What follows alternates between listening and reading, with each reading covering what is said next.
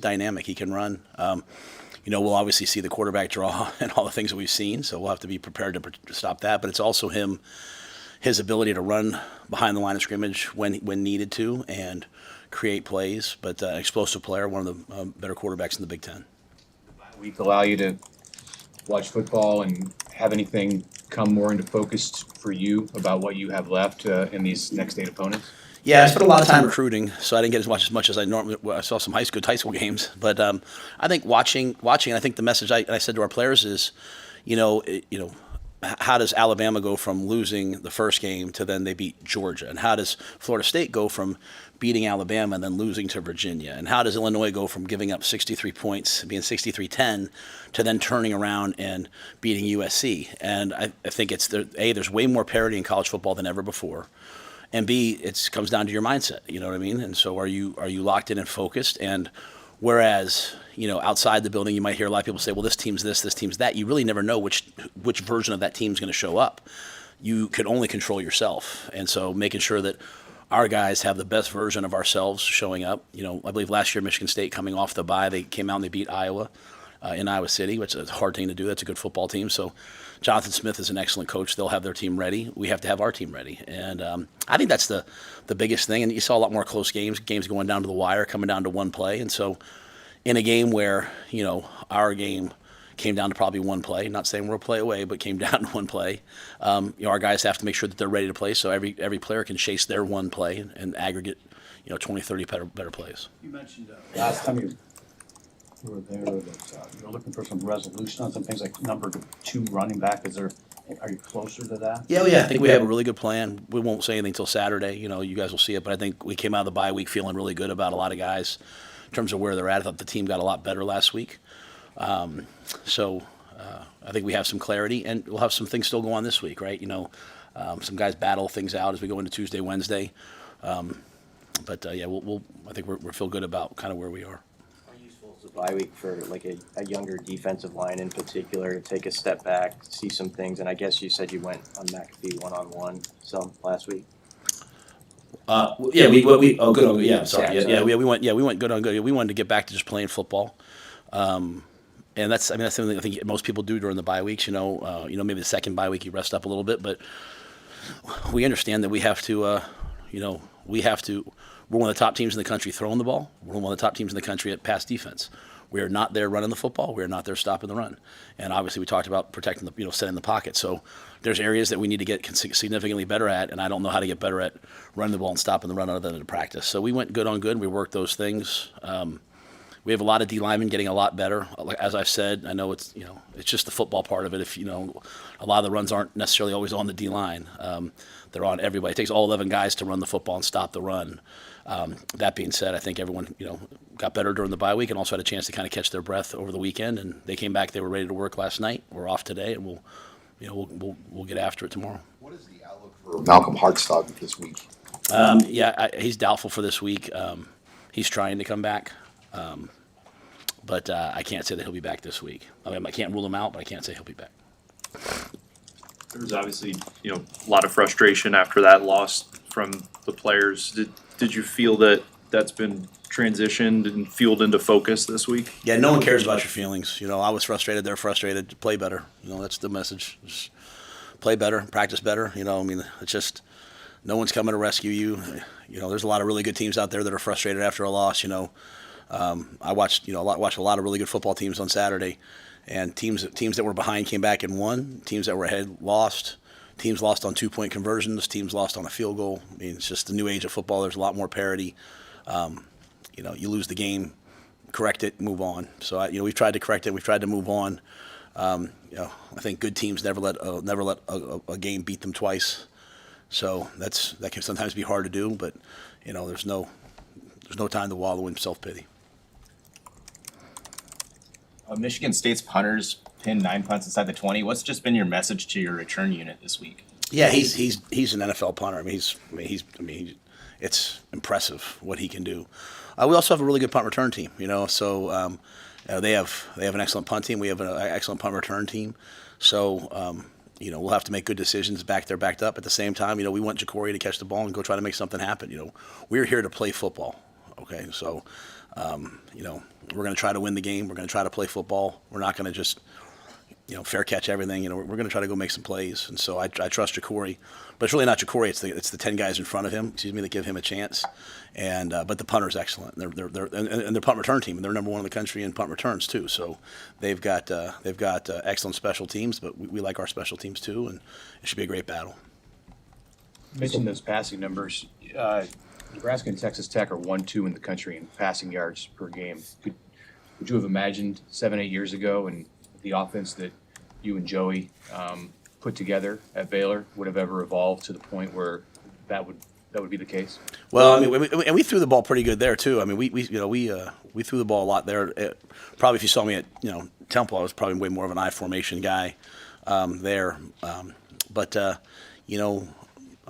I haven't had a chance to see Joey a ton. I had a chance to see like a few minutes of that game versus Utah, and then they were off this week. But yeah, I mean, I think we have an excellent quarterback room. I think we have great tight ends and receivers and who can get open, so we've been kind of slinging it around, and guys been making some plays.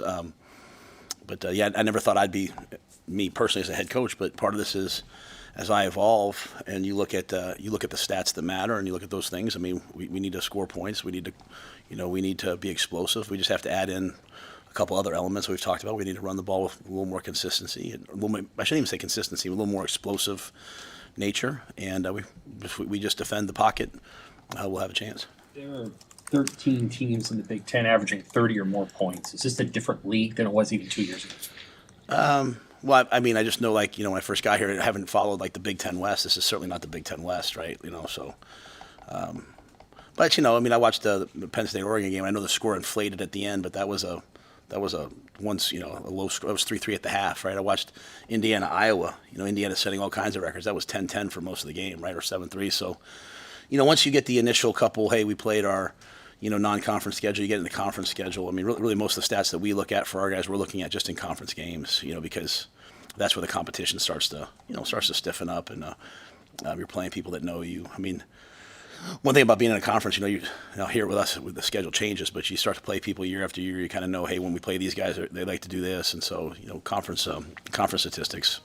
But yeah, it's a widespread open league, and the teams that scored points last year went to the college football playoff, right? So, I mean, we've done 1,000 studies, and you get really granular. Like, you have to score points to, get in there. And at the end of the day, it's still an eye test, right? And people are making decisions not based off the all 22, the one I'm watching. When I look at that double team, they're making it off the TV copy.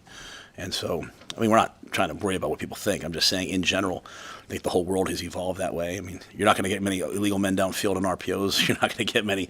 It's built to score, and it's built to, sell trucks, I guess, in between the quarters, on commercials when people are watching it. Coach, you guys have been home. It'll be 43 days between Maryland and Kansas City. I mean, how beneficial has this stretch just being at home? You're the only team in the Big Ten that opened with 2 straight conference home games, which is obviously rare too. How beneficial has that been for you guys? I think it's been great. We haven't having to deal with the travel component of it, which is a big part of this league. We'll be dealing with it here soon. I think when you're face of the league with so much travel, I mean, we can find the things that we love. Man, we got a chance to start off at home a bunch. We can find the things that we hate. We have 2 Friday games. I know they just announced Maryland's 3:30. We were hoping for 11 so we could get back. So we have two Saturday away games, and then coming back and playing a Friday game. So, I heard Coach Lanning talk about the other day about travel they have to do. We're facing teams coming off bye weeks a lot this year. But you know what? I mean, 18 teams spread out throughout the country, and someone's going to be upset about something. So I'll take the good with the bad. We'll play the game on Saturday, and after the game kicks off, none of that really matters. It really comes down to how you play. So, like I said, no one cares. Go play, But I think it's been great to be at home. I like playing in front of my wife and kids. You know what I mean? Like, I like playing in front of my neighbors. I like playing. Like our players. I like seeing our players after the game, and they got their girlfriends and their parents with them. I mean, people obviously travel with us, but it's cool to be at home. You said last week you don't really know about a freshman until they start playing. Are there some young guys that you'd like to see a little bit more of coming out of the bye? Yeah, there definitely are. I'm not going to probably say too many things. I think I've talked about Mosey. We made him the kick returner last week. I think he's improving. I think Cortez has done an excellent job. He deserves reps. Quinn Clark is a redshirt freshman. He's done some really good things when he's out there. Defensively, Rex Guthrie, is a redshirt freshman. I think he's playing really good football when he's out there. So, but yeah, I think some guys last week had a chance to really refocus and have a really good week of practice, and so I'm hoping that they can carry that forward. So I think we're developing the next group of guys on our roster. There's some guys doing some things on special teams that are people probably don't notice, but Pierce Mooberry running down on kickoff, Derek Wacker, guys like that are doing excellent jobs. What did you see from your offensive line last week, and what do you expect from that group going into this game? Yeah, I mean, it's either. They're a good group. They're a good offensive line, and they hit a bad day, and we didn't respond in the way. The interesting thing is I think we scored 17 of our points in the 2 minutes before the half. Now, obviously, one was a Hail Mary, but you still have to block people on a Hail Mary.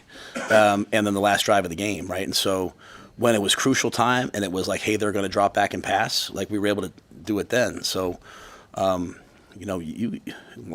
all going to get punched in the face. Some people whine about it. Some people cover up. Some people swing back. And so there were times where we swung back, but we didn't swing back nearly enough. And so they know what they need to do. That's a group of guys that love this university and love the football team and give everything they have. But we're going to face another big, powerful unit on both sides of the ball. Michigan State's offensive line and defensive line are going to come in here and try to push us around. And we have to be ready for that. So we went against each other last week, but now we got to go against another opponent. And so it's time that we get punched in the face. We can't cover up. We got to come out swinging. I know they're going to come out swinging, so I'm expecting us to. When you coordinators attack a bye, do they kind of attack it with we can ask them this tomorrow, the mindset of trying to fix what is already, what maybe the mistakes are, or are they trying to maybe retweak and add some things for the stretch run? I think all of the above. I think you're also looking at your opponent, right? A lot of times you have a bye and the other team doesn't have a bye, so you're kind of waiting for that next game. But since we both had a bye, there's a lot more work to be done on your next opponent. But I think we're looking at ourselves and saying, okay, what are we doing well? What are we not doing well? And then all I ever ask our guys to do is, what are we doing well? What are we not doing well? Whatever we're not doing well, what's the plan to fix it? Is it to double down and do it better? Is it to tweak it, to change it? And I just ask the guys, are we doing the right things? Are the right people doing the right things? Way back when at Penn State, we were always told, the right defense with the wrong player is never as good as the wrong defense with the right player. And so defense to me is about like warriors getting off blocks, making tackles, knocking balls out, hitting quarterbacks, picking balls off. That's our guys on defense. They know they played a lot of really good plays against Michigan, and they let a couple plays get away from them. And that's, again, there's two different feelings, right? Like none of them are acceptable. But if you're sitting there and there's just like 6 yards, 7 yards, 6 yards, it's like, gosh, we can't stop them. This was stop, then boom, So if you look at our numbers, like our 20-plus play percentage, like we're one of the better teams in the country. We're literally on defense. We're pretty much in the top 25 in every category that we pay attention to until you get to that run area. Then all of a sudden it's like, ugh. And it's big. It's explosive runs, but it's also 6+ runs. And it's all correctable. So I think we've been just looking at like, hey, are we doing the right things? Are we doing the right things with the right people? And, who do we have that we can also use? Not saying you're just going to change people out, but, let's bring some more people to the party if they're ready. So it was a good week, I think, for all that stuff. And then just to look at, Michigan State, they're a running football team. So, again, they're an outside zone football team. All the things that have been giving us trouble, they do. It's a quarterback who can run, who can move. So it's not like it's any different. So we had to work a lot on that this week. Last week you said you're going to look at both tackle spots. Did you get any clarity at those spots, and do you expect any changes going forward? Yeah, you'll see it on Saturday, and I mean that respectfully. I don't want to start saying a lot of things about what's going to happen, but I thought last week, guys, we kind of clarified a little bit what we were going to do, and I think after a game like that, you know exactly what you need to work on, and so I think each guy has improved last week, but I think we feel good about, hey, here's what we're going to go with. This is a little more wide angle, but with a bigger staff around you this year, administratively and on the field, has it allowed you to pay more attention to things that you didn't have time for in the past, or just structure your week in season any different? For the coaching staff, maybe it's bigger by like, well, I don't know how, maybe it's bigger. Maybe, I haven't noticed that. So we have some young guys that, QCs that are kind of do a lot of the computer work and stuff. But for the most part, the kind of the coaches are the coaches. Staff, I think it's really just been we've beefed up the personnel department, and I think that's allowed us to just be further ahead. You know what I mean? Like instead of just recruiting 26s and trying to get on 27s, now you're on 27s and 28s, and that allows me to focus on the people that we're really trying to recruit. I shouldn't be the frontline guy. I should be here, and so you have elite team, Pat Stewart's team, Keith and all those guys are doing a great job. So I think that's helped. But I think we have a bunch of people that all know what their job is. They're doing their job at a high level. They're working hard, whether it's travel, whether it's making sure we have guys at community service each week, academics. I mean, there's a lot of things that go into it, and I think they all work really hard. I think the biggest thing probably, Mitch, is that the first year, like, it's me saying, hey, you do this. Why aren't you doing this? And then the second year, people kind of know it. And then the third year, like, I don't even have to be in the building. I am because I don't have anything else to do. But, I mean, I can just trust that, I can't overemphasize how good of a job Corey Campbell does downstairs, just bringing all those departments together. They meet, nutrition, sports science, psychology, strength, and athletic medicine meet every day, really, to go over the guys. And so, I'm grateful to him. Hey, Matt, there was a call in the Oregon-Penn State game late, the targeting call. There was a similar call in the Michigan-Nebraska game. It seems like as fans, it's changed a little bit. Has it changed, or what's your read on the whole targeting becomes a runner, that type of deal? Yeah, I think they're trying to call less. I mean, I think they're trying to. The penalty is so severe, right? I think they've really changed. I mean, obviously I think I watched one game. I think it was an ACC game, and they were screaming that he was defenseless, but he wasn't. So I mean, there's still a place for big hits in football. So if you hit with the crown of your head, then obviously we understand. And then they've changed what the crown is. It used to be this was the crown, but now it's not. Now so they've defined it. They've defined, what defenseless is. You get your second step in the ground, you make a football move. I mean, it's that. And then I think they're quick to now say like, hey, if you touch him in the shoulder, you have to really lead and hit him in the head. So I like where it's headed. I think I can't the exact plays. I can't speak on an exact play, but just as I watch it, we remember before targeting was a foul, there used to be guys just getting absolutely like annihilated on the field. The guys would launch, and it was to stop that. And then it became every time someone got hit hard, everyone on the sidelines going flag, flag, flag, flag. It's like just we play football, right? Like, So I think it's gotten better, and I like. I mean, it's kind of like they talked at one point about like a flagrant 1 and a flagrant 2, like, because the guy has to leave the game. That's quite a deal, right? In the NFL, they go back and they watch it on the tape, and if they think it was a malicious hit, they fine you. You can't really do that in college. But I like where targeting's at. I can't speak on those specific plays. I had 4 games going at once on the YouTube thing, so I don't know. I can remember every single play. I saw that play, but I don't know the other one. I think William Flannery played more than 40 snaps against Michigan. How have you seen him just grow and develop into more of that every down type of guy? Yeah, he's rugged. He's physical. He just goes like this every day. Right? He just gets better every week. Williams does, and he's been very focused. And he's got all the talent in the world. Just getting him to improve every day, and he's doing that. So I've been pleased with William. Thanks.